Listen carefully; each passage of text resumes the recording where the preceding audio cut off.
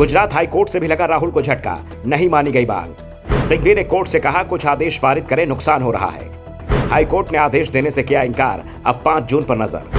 राहुल गांधी को बड़ी उम्मीदें थी, सूरत के निचले कोर्ट के फैसले से जो मुसीबत आई है उससे छुटकारा मिल जाएगा। उम्मीद सूरत की सेशन कोर्ट से भी थी, लेकिन सेशन कोर्ट से कोई राहत नहीं मिली और राहुल गांधी की अपील खारिज कर दी। हाई कोर्ट से भी उम्मीद थी, लेकिन ये उम्मीद जल्दी पूरी होते नहीं दिख रही है। 29 अप्रैल को जब हाई कोर्ट में जस्टिस हेमंत एम प्राच्छक ने कहा कि वो ज्यादा समय नहीं लेंगे, 5 मई से वो विदेश यात्रा पर जा रहे हैं, इसके बाद गर्मियों की छुट्टी शुरू हो जाएगी, इसलिए वो सुनवाई जल्दी पूरा करना चाहते हैं और 2 मई को उन्होंने सुनवाई पूरी भी कर ली।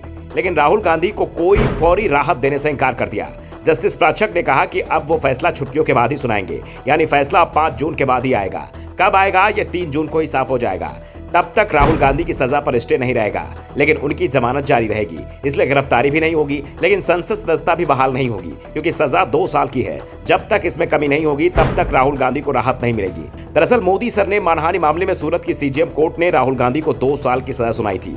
2019 में राहुल गांधी ने कर्नाटक के कोलार की चुनावी रैली में ऐलान किया था कि नीरव मोदी, ललित मोदी देश का पैसा चुराकर विदेश भाग गए। एक बात समझ में नहीं आई कि इन सभी चोरों का सरनेम मोदी क्यों है। राहुल ने इस दौरान पीएम मोदी का नाम भी लिया। जिसके बाद गुजरात बीजेपी विधायक पुर्णेश मोदी ने राहुल गांधी के खिलाफ सूरत कोर्ट में मानहानि का मुकदमा दर्ज कराया और सूरत की सीजेएम कोर्ट ने 23 मार्च को राहुल गांधी को 2 साल की सजा सुना दी। सेशन कोर्ट ने भी फैसला बरकरार रखा और अब बारी हाई कोर्ट की है। हाई कोर्ट में 2 दिन सुनवाई चली। 29 अप्रैल को राहुल गांधी की ओर से अभिषेक मनु सिंघवी ने दलीलें दी। आज भी उन्होंने कोर्ट में राहुल का पक्ष रखा। सिंघवी ने कहा, ये पहला मामला है जब मैंने देखा है कि मानहानि के लिए अधिकतम सजा दी गई है।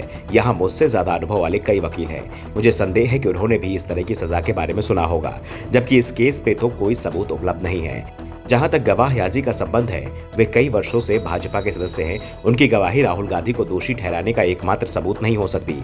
उसके सबूत को रिकॉर्ड पर मौजूद अन्य सबूत से पुष्टि किया जाना है। सिंघवी ने राहुल गांधी के पक्ष में तमाम दलीलें दी। कहा, राहुल गांधी ने किसी की जान नहीं ली, जिस कारण से उन्हें इतनी सख्त सजा सुनाई गई। 2 साल की सजा के चलते राहुल गांधी की संसद सदस्यता चली गई। 8 साल के लिए उनके चुनाव लड़ने पर प्रतिबंध लग गया। आज 1 सप्ताह में किसी का राजनीतिक करियर समाप्त हो जाता है। राहुल तो 8 साल चुनावी राजनीति से दूर कर दिए गए हैं। सिंधिया ने राहत की मांग की तो पुर्णेश मोदी के वकील निरुपम नानावटी ने कहा कि वो एक राष्ट्रीय राजनीतिक पार्टी के नेता हैं जिसने देश पर 40 साल तक शासन किया है, लेकिन अगर वो इस तरह के बयान दे रहे हैं तो उन्हें सबक सिखाया जाना चाहिए। उन्होंने सॉरी भी नहीं कहा, उनके द्वारा कोई स्पष्टीकरण नहीं दिया गया।